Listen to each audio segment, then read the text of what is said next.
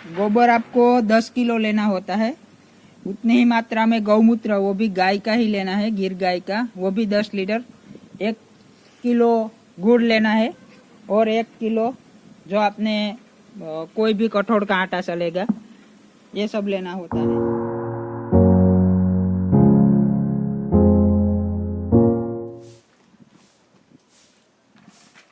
Hello दोस्तों, जय जवान जय किसान। आज मैं आपको जो जीवामृत होता है, जो ऑर्गेनिक खेती के लिए हम एक तरह का दवाई होती है, उसका कैसे बनाना होता है, उसकी सारी प्रोसेस दिखाता हूँ। क्या होता है वो, उसके फायदे बहुत ज़्यादा है। जो मैं भी अब खेती करता हूँ, पर अब मैं जो ऑर्गेनिक खेती है वो करना चाहता हूँ। इसलिए जो मैंने यहाँ के जो लोकल किसान है, एक दो जो मेरे फ्रेंड है जो ये ऑर्गेनिक खेती करते हैं, उनसे मिला हूँ। उनसे थोड़ी ट्रेनिंग ली हुई है मैंने कि ये सब कैसे बनाया जाता है। और अभी ये हम एक तरह का खाद होता है वो बनाने जा रहा हूँ। तो आइए चले बताता हूँ कैसे बनाया जाता है वो। आपको सबसे पहले इस तरह का प्लास्टिक का बैरल लेना होता है। इसमें लोखंड का बैरल आपको नहीं चलेगा, ताकि वो उसमें जंग लगने का ज़्यादा चांस रहेगा। इसलिए सबसे पहले बाज़ार में ये आसानी से मिल जाता है। आपको ये बैरल लेना है और उसमें एक इस तरह का नल लगाना होता है, ताकि जब भी ये खाद बन जाए तो आप उससे दे सकते हैं। उसके बाद गाय का गोबर लेना होता है। जो गिर गाय का हो तो ज़्यादा अच्छा रहेगा। उसके बाद गाय का गौमूत्र, फिर देसी गुड़, जो भी वो भी दवाई के बिना ही रहना चाहिए, दवाई वाला नहीं चलेगा। उसके बाद ये जो मैंने चने का आटा लिया हुआ है, उसमें आप कोई भी कठोर का आटा ले सकते हैं, मग हो, उड़ीद हो, कोई भी कठोर चलेगा। उसके बाद ये मिट्टी रहती है, ये खेत की मिट्टी नहीं चलेगी, जो तालाब की हो, फिर कुछ बड़े पेड़ जैसे बरगद का पेड़ हो, उसके जो तने के साइड होते हैं, वहाँ से आपको ये मिट्टी लेनी होती है। उसमें क्या होगा कि बैक्टीरिया का प्रमाण ज़्यादा रहेगा, इसलिए ये अच्छी तरह से खाद बनेगा। गोबर आपको 10 किलो लेना होता है। उतनी ही मात्रा में गौमूत्र, वो भी गाय का ही लेना है, गिर गाय का, वो भी 10 लीटर।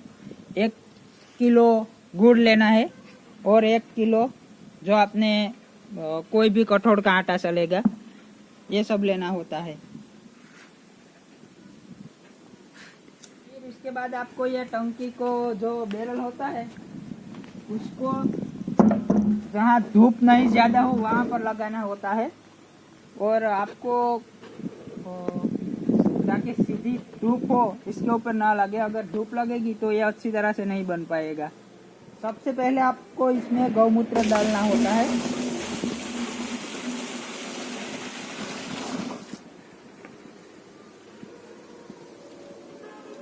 उसके बाद ये जो गुड़ लिया हुआ है वो डालना होता है सीधा इसी तरह से।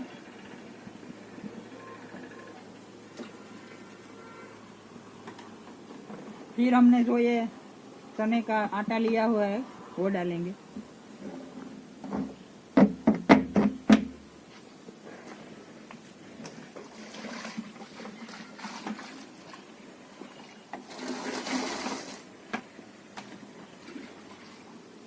इसके साथ इसमें पानी भी डालते साथ रहना।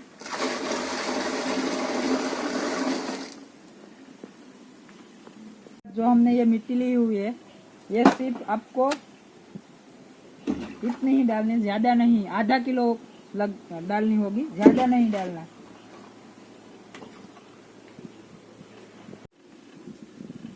उसके बाद गोबर को इस तरह से लेना है पानी में। फिर इसको हमें इस तरह से मसलना होगा, ताकि जो ये बड़े बड़े टुकड़े होते हैं वो एक हो जाए। और जब हम ये खेत में दे तब इसके ये टुकड़े नल में नहीं फंसे, इसलिए इस तरह से आपको घोल देना है पूरी तरह से।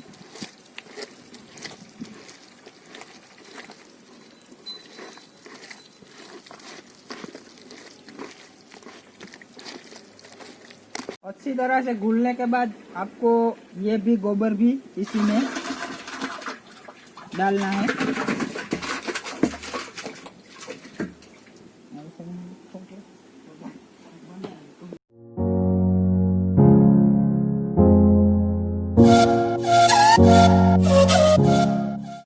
उसके बाद ये आपको पूरी तरह से पानी से भर देना है। जो 200 लीटर की टंकी है वो।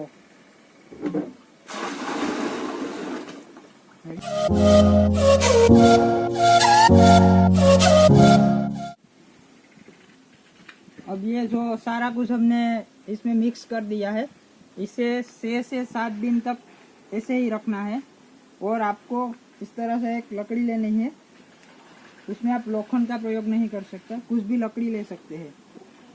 उसके बाद आपको इसको सुई के आकार में 2 से 3 मिनट तक ऐसे घुमाना। दिन में 3 से 4 बार इस तरह से आपको प्रोसेस करनी होती है 6-7 दिन तक। उसके बाद ये पूरी तरह से बना हुआ बन जाएगा।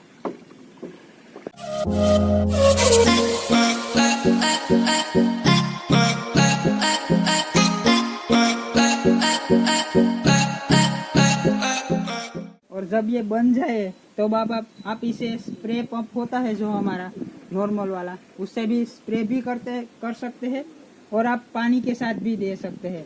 मैंने यहाँ पर नल लगाया हुआ है, तो मैं नल के द्वारा ही सीधा डायरेक्ट पानी के साथ दूंगा। और ये जो हमने बनाया है, ये जब बन जाएगा तो जो गाय का या हमारे पशुओं का जो आम गोबर का खाद होता है, ये 6 से 7 टन जब लगता है, ये एक टंकी 200 लीटर उतने का काम देता है। जितना 6-7 टन में बैक्टीरिया और जो वो ये जैविक तत्व होते हैं वो आपको 5 से 7 टन में मिलेगा और आपको ये 200 लीटर टंकी में ही ये सब मिल जाएगा।